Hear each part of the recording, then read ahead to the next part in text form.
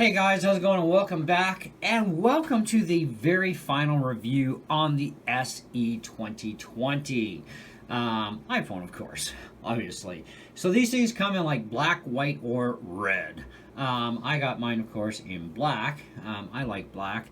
White's really not my thing, and red is definitely not my thing. Now, I do have the 128 gig version as well.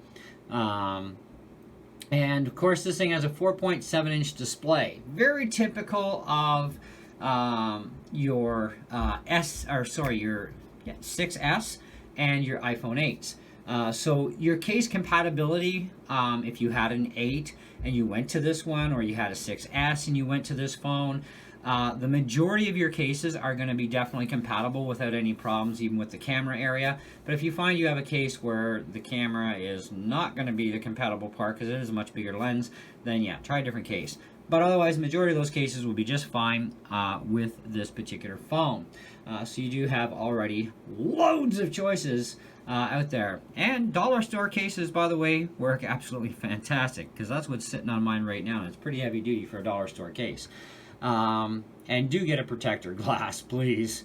Not little film screen things, because, yeah, they're not going to protect the glass if you drop it.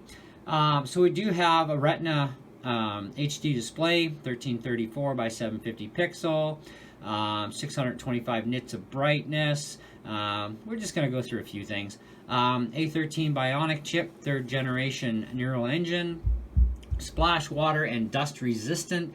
You can go to a maximum depth of 1 meter for up to 30 minutes. I wonder if you could multiply that over less time. More depth, less time. I don't know. Anyways, 12 megapixel camera on the back. It'll do like 4K up to 60 frames per second. That definitely is a far better improvement from the 4K camera on my 6S that we're using to actually record this video with. When you take a phone out of service, you can always use it for something else. Now, of course, the front camera is 7 megapixel, which is fantastic. You get 1080p out of it, recording up to 30 frames per second, standard recording.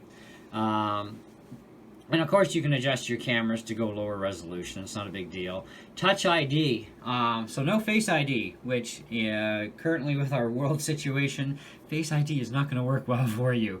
So Touch ID is great. Now, it's also not a mechanical home button. It's a sensor, which is actually pretty cool, because less moving parts, less stuff to go wrong. Okay? But in with the rest of that, you can do 1080p video calling over Wi-Fi or cellular. The cellular, they don't specify the resolution. They just say FaceTime video calling over cellular or Wi-Fi.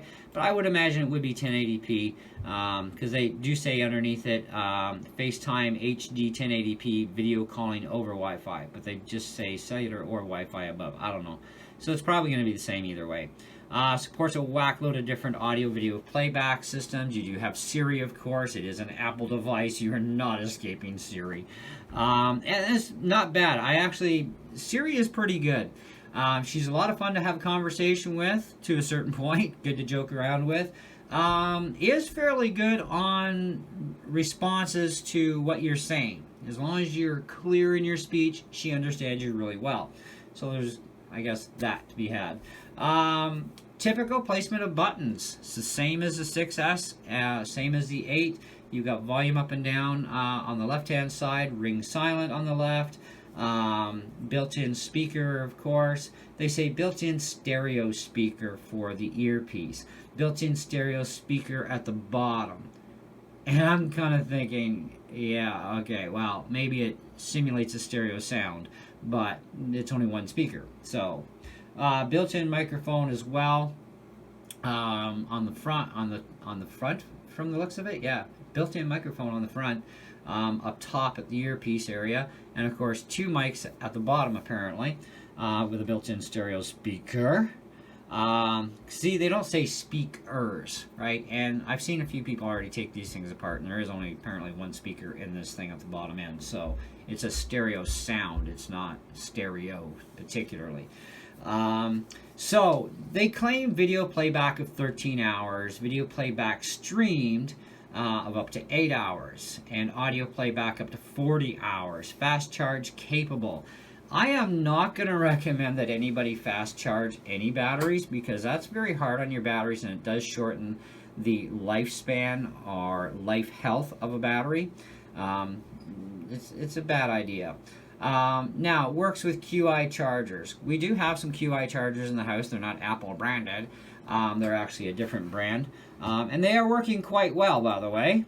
So if you're in Canada and at your local Canadian Tire, or you're on the internet, look up the Blue Hive 15-watt QI fast wireless charger.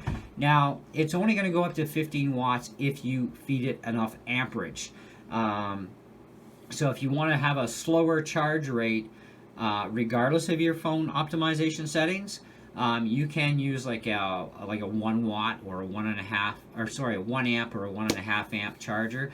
Or if you go to, I believe it's about a 3 amp charger that you would need for 15 watts, then you can do that way. I'm using just my iPad charger, and I think it's only like 2 amps or something.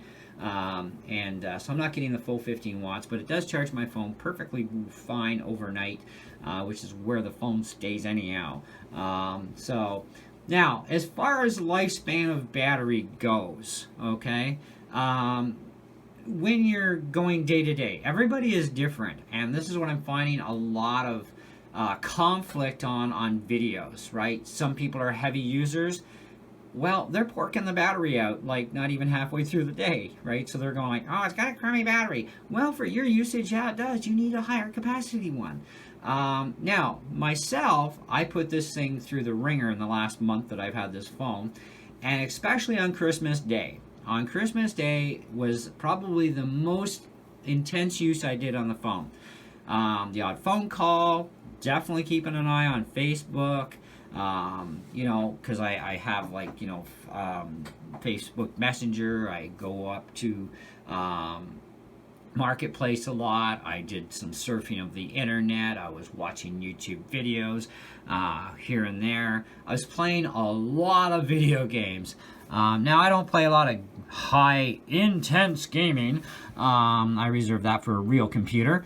But I did download this new game called Evony, E-V-O-N-Y. I was downloading it while playing a game called Truck 'Em All. And Truck 'Em All can be a little hard on the battery. Not that bad, though. The Sled Bandit, for some reason, which is not as cool as Truck 'Em All, Sled Bandit actually chews up 3% of your battery in about 10 minutes. So it's kind of like, it's really making this thing work. But I was actually playing Truck 'Em All and downloading Evony at the same time. Okay, and still I'm getting like, you know, my phone's blowing up with Facebook and all this, you know. And I still made it through the entire day from 7 in the morning right up to 10 o'clock at night, and I had 23% of my battery left by the time I got home that night. So that is actually pretty respectable. And I did do a lot of game playing that day, you know, and it's like, oh man, you know, it's like, I didn't even think my battery's going to last, and I didn't have a charger with me, didn't have a power bank with me, you know, and I'm kind of like, I don't know if this is going to last, but it did. I got 23% by the time I got home. I'm like, hey, that's fantastic. So depending on what you're doing and what kind of games you're playing and what other things you're doing on your phone will depend on whether or not the SE battery is going to be suitable. Now, as far as upgrade batteries go, I haven't seen anything pop up yet, even on Amazon, for an upgrade battery. But I am suspecting that the battery probably is the same battery as used in the 8, because this thing is identical to the 8 and the 6S in so many ways, including all physical dimensions too, pretty well. But I wouldn't try doing that yet. Wait until we get a battery out there that actually says SE 2020 supported. And then go for a super high capacity battery, you know, like the largest capacity you can jam into this thing. I put a super high capacity battery into my 6S, which is actually what we're using to cut this video with, and I can go literally 3 days on my 6S and I don't have to charge it. You know, but I'm also not using the 6S anymore as a phone. I'm using it to cut video with, which does chew up your battery, by the way. And we are recording this through the back camera on 1080p. at 60 frames per second. So that's going to chew up my battery a lot more than like 720p would, right? But nonetheless, I get a lot of runtime out of that 6S battery that I put into my 6S when I upgraded the battery. So I'm thinking, you know, the SE for a heavy user could definitely benefit when they're available a heavy duty battery for the thing, and I think you would be just fine. But for us medium to lighter users, we should have no problems getting through the day, because I have no problems. When I am not playing video games on my phone, I can easily make it through the day. If all I'm doing is answering the odd email, I'm having the odd, you know, conversation, 20 minutes, maybe a half an hour, a couple times a day, I can still get through with easy over 60% of my battery. You know, if I'm doing a little bit more on it, then I'm, you know, 40s, maybe 50s, you know, type of thing. But doing my kind of heavy using with the games I have installed and other stuff I did Christmas Day, I was down to 23%, which is pretty good. And only one other time did I actually go lower, and I actually got a red line on the battery and saying, critical, put me on a charger, please, you know. And so I thought, all right, I'll do that. There you go, on the charger you go. See you tomorrow. But yeah, fantastic phone though. I love the Retina display. It's fantastic. Loving the cameras, front and rear. Especially being able to do 4K video. I gotta start shooting some 4K video soon. And I will put the very odd 4K video on my channel at that point, only because we're on a kind of internet that's called a rocket hub. It's through our cell company. This is all we can get out here unless we really want dog paw slow on satellite. And yeah, no, not paying the same price for less. So we get more power and we pay the same price. So the odd 4K video will hit my channel here and there over the next who knows how long. But otherwise, generally, we're going to keep things the same way. It saves me on bandwidth, still getting good quality video up there, and we continue on with life and have fun. So, is the SE 2020 a good buy? Yes. For definitely for light to medium users, yes. Heavy duty users, you guys are going to be having to carry around a charge pack with you. At least until they come up with upgraded phone batteries, then you should have no problem as a heavy user. Okay? But it does sound good in the earpiece when you're yakking on the phone. It sounds fine through speakerphone. Watching videos, the sound is not bad. I mean, it's a phone. I mean, you're not going to get like throbbing bass and stuff out of a phone. Like, come on, let's get realistic here. But the sound is pretty decent, you know, for that stereo speaker, you know, as they call it. But, and I do like the Touch ID thing. I do love the fact that you also don't have a mechanical home button. It's just a sensor, because that is one part that has definitely seen its time on Apple phones over the years, where, you know, the mechanical buttons, people have worn them out. You know, I see all kinds of ads even on Marketplace, phone button stopped working, you know, or home button stopped working. And I'm like, oh great, where are we going to get a replacement of one of those, I wonder? You know, but, you know, it is hard to wear out that home button unless you're really using it a lot, type of thing. Because I've never worn one out ever, you know, and I've had iPhones for a long time now. And of course, my iPads are home buttons, right? They're mechanical buttons. But I do actually like the non-moving part home button. It is fantastic. And it surprised me with such a new revamp of an old phone. It just, I mean, seriously, I will be honest with you guys, I agree with everybody else. The SE does look just like a 6S or an 8. It actually looks more like an 8, to be honest. But it's still, there's a lot of differences between these phones, right? There are a lot of differences that are very noticeable, you know. So the SE is a fantastic phone, you know. So if you are really interested in a budget priced phone, this is Apple's cheapest phone, like literally. In Canada, if you buy it from your cell company, you have two ways. You can go on contract for 2 years, or you can just buy it outright for $615 average. Some cell companies may charge it a little bit less, some maybe more, depending on who you're with. You can also buy cash outright, like buy it from Best Buy or, you know, wherever else sells cell phones. So it's about $600, we'll say, in Canada. In the US, it's a $400 phone. It is the cheapest phone that Apple puts out, and it's a very powerful phone for the money. So there are a lot of good credibilities to this phone for its price.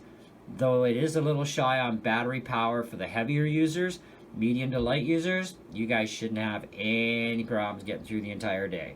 You know, now this thing does have one extra feature in it too that I want to mention before we leave here, and that's that if you do flatline your battery and it's dead, you can't even make a phone call kind of thing. If you use this pay pass system where you know like tap thing and you're taking the subways and you know that sort of thing, you're using that kind of a pass card thing, you will still be able to get through the entire day with it. There is enough reserve power that's left over in a chip in there that actually allows you to be able to do that, so you don't have to freak out going, I got no cash on me and I gotta get on the subway. No, just do your usual phone tap thing and away you go. You're all right. Anyways, so yeah, I say this thing definitely deserves a 4.5 out of 5.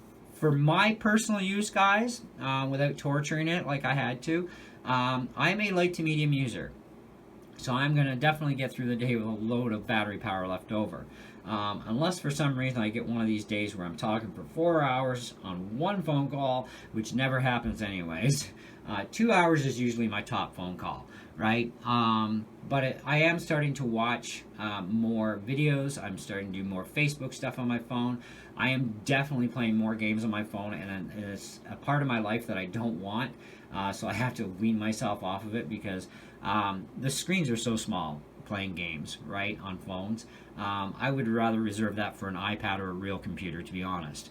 But I still have been doing it. I'm sure I'm still going to be doing it regardless. But I'm not going to be going all graphic nut intense with games either. I'm very selective on my games, especially, you know, on my device. I'd rather use my device for other purposes.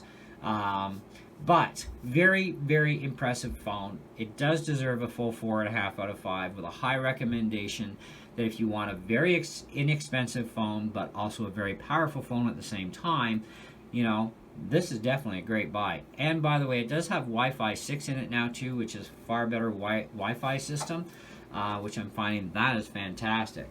That is actually a really good upgrade for the Wi-Fi. It's too bad they couldn't have done that sooner on other phones. Or if they have, I haven't been keeping an eye on stuff, mainly because I'm not looking at those phones.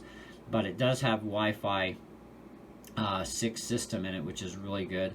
It does have dual SIM support too. Now it doesn't mean you can run 2 SIM cards at once, but it does mean that there are 2 SIM types, nano SIM and eSIM. It is not compatible with micro SIM cards, okay? And it does have a hearing aid reading for M3 to T4, you know, which is fine. But of course, if you're a Windows user, you can plug this into a Windows computer with Windows 7 or later. Anybody by now should be up to Windows 10. Catalina OS or later. El Capitan through to Mac Mojave using iTunes 12.8 or later. And of course, the new Big Sur, not an issue. Okay, so that's great. It's fantastic. It's a great phone. Go get yourself one. By the way, thanks so much for watching. And stay tuned too. I do have an update review that will be coming up shortly on that new Blue Hive 15-watt QI wireless phone charger that I picked up a couple of. There will be an update video on that soon. I'm just giving it a little bit more time of playing with this thing and monkeying around with it. I've only had it since the 22nd of December, so I want to give it a little bit more time, and then we will get to telling you all we think about it. In the meantime, thanks so much for watching. Stay tuned for more. Catch you later.